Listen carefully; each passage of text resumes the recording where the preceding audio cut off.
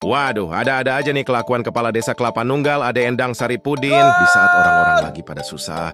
Dia malah nekat minta THR ke perusahaan senilai 165 juta rupiah. Tetapi dari sisi aspek kepala desa abai terhadap instruksi gubernur, itu kesalahan yang tidak bisa diampuni.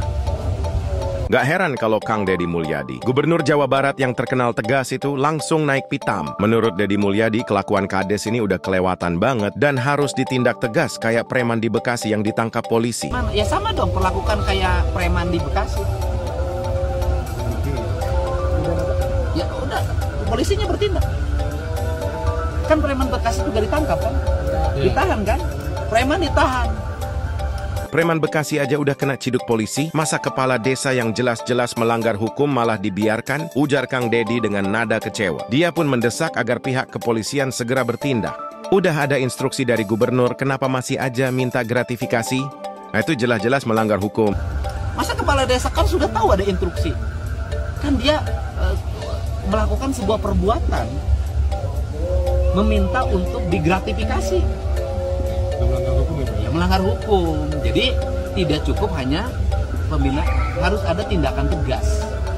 Ini bukan cuma soal pembinaan lagi, tapi harus ada tindakan tegas. Kang Deddy juga nggak pelit ngomel soal tanggung jawab. Bupati Bogor dalam pembinaan kepala desa, Bupati harus lebih tegas. Kalau kepala desa terus dibiarkan, nanti makin banyak yang berani ngelakuin hal yang sama. Ini bisa bikin desa jadi ajang pungli, bukan malah tempat buat melayani rakyat. Bupati harus punya tanggung jawab terhadap pembinaan kepala desa.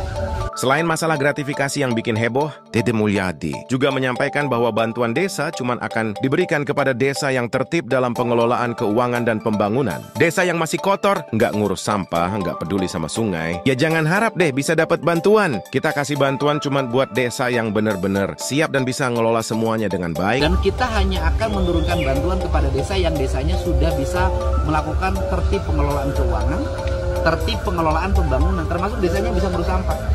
Desanya yang masih kotor, nggak mau ngurus sampah, nggak mau ngurus sungai, aku nggak turunin bantuan.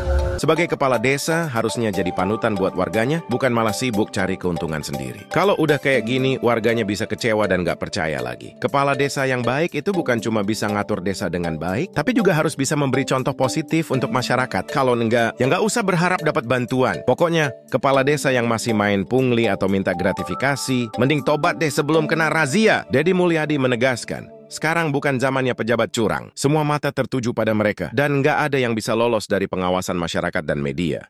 Subscribe, like, comment, share. Komplek Viral untuk berita yang lebih viral lainnya.